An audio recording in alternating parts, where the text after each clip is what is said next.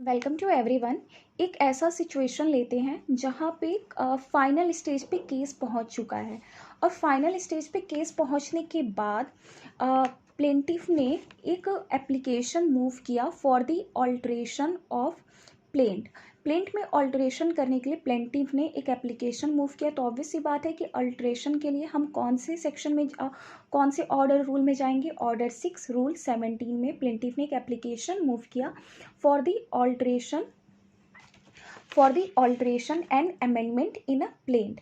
तो क्या हुआ इस केस में, फाइनल स्टेज पे उसने ये रेज किया और उसका क्या क्या रेज था जो अमेंड करना था उसके बारे में बताती हूँ। Request to amend the plaint to include a prayer for declaring an earlier compromise decree was null and void. यहाँ पे रिक्वेस्ट किया कि अमेंड किया जाए प्लेंट में और इंक्लूड किया ये प्रेयर कि जो अर्लियर कॉम्प्रोमाइज डिग्री हुआ था उसे नल एंड वाइड करवा दिया जाए। ये अमेंडमेंट एप्लीकेशन मूव किया प्लेंटिफ ने ऑर्डर 6 रूल 17 में। तो ओरिजिनल सूट जो सूट था वो प्लेंटिफ ने पार्टीशन एंड सेपरेट पोजीशन से रिलेटेड पेटिशन फाइल किया था और ये चैलेंज किया था कि जो एक्चुअल पार्टीशन है एंसेस्ट्रल प्रॉपर्टी का वो नहीं हुआ है, इसलिए उन्होंने वहाँ पे पार्टीशन एंड सेपरेट पोजीशन के लिए पेटिशन फाइल किया था। देर आफ्टर क्या हुआ कि पार्टीशन एंड सेपरेट पोजीशन यहाँ पे केस चल रहा था, but proposed amendment to challenge the validity of compromise decree, but later on उन्होंने अमेंडमेंट किया और ये चैलेंज किया कि जो ऑलरेडी उनके बीच कॉम्प्रोमाइज डिग्री हो चुका है उसे नल एंड वाइड कर दिया जाए।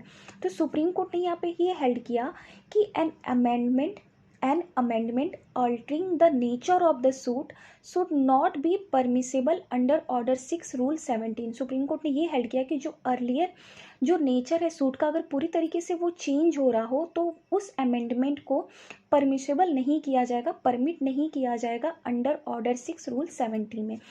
तो बेसिकली अर्लियर ओरिजिनल सूट क्या था, मैंने आपको बता दिया कि प्लेंटिफ ने पार्टीशन का सूट फाइल किया था एंड सेपरेट पोजीशन का, बट लेटर ऑन उन्होंने फाइनल स्टेज पे जब पहुंच चुका था तब उन्होंने ऑर्डर 6 रूल 17 में एप्लीकेशन मूव किया for the amendment and alteration के लिए और ये डिक्लेयर करवाने के लिए कि ऑलरेडी जो उनके बीच कॉम्प्रोमाइज सूट हो चुका है उसे वॉइड डिक्लेयर कर दिया जाए। तो यहाँ पे जो ट्रायल कोर्ट थी उन्होंने इस अमेंडमेंट को रिजेक्ट कर दिया, उस एप्लीकेशन को रिजेक्ट कर दिया। देन वो हाई कोर्ट के पास गए तो हाई कोर्ट ने ट्रायल कोर्ट के डिसीजन को ओवर रूल्ड कर दिया एंड ग्रांट कर दिया कि हाँ आप अमेंडमेंट कर दें। जो इन्होंने प्रेयर सीक किया है जो प्रेयर सीक किया था और चैलेंज किया था कॉम्प्रोमाइज डिग्री को नल एंड वाइड करने का, उसको सुना जाए। बट जब ये केस सुप्रीम कोर्ट के पास पहुंचा तो ओरिजिनली जो प्लेंटिफ थे वो रिस्पोंडेंट बन गए और जो डिफेंडेंट थे वो एपिलेंट बन गए, क्योंकि डिफेंडेंट ने ही इसकी वैलिडिटी को चैलेंज किया सुप्रीम कोर्ट के पास कि ये कैसे पॉसिबल हो सकता है। कि क्वेश्चन ऑफ लॉ क्या था सुप्रीम कोर्ट के पास, ये था कि whether an amendment altering the nature of suit should be permissible और नॉट। क्या अमेंडमेंट, कोई ऐसा अमेंडमेंट अगर हम उस अमेंडमेंट के लिए एप्लीकेशन मूव करते हैं ऑर्डर 6 रूल 17 में जिससे कि सूट का नेचर ही चेंज हो जाए, तो क्या ये परमिसेबल है या नहीं।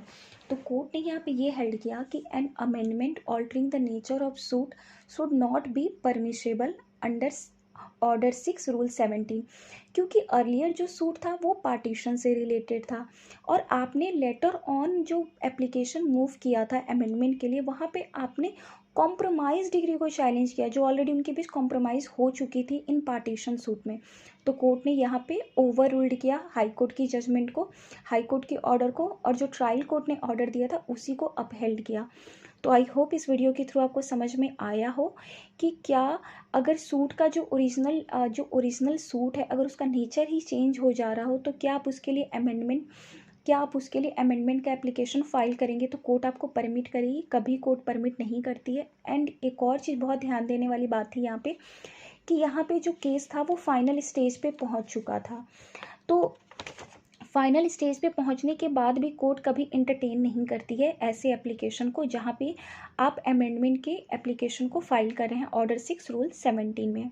आई होप इस वीडियो के थ्रू सम एक्सटेंट तक मैंने वैल्यू ऐड किया हो और जो मैंने आपको समझाने का ट्राई किया वो आपको समझ में आया हो। और ये सुप्रीम कोर्ट के डिवीज़न बेंच की जजमेंट थी। आप केस का नेम नोट कर लीजिएगा और इससे आपको बहुत क्लियरिटी मिलेगी। Thank you so much.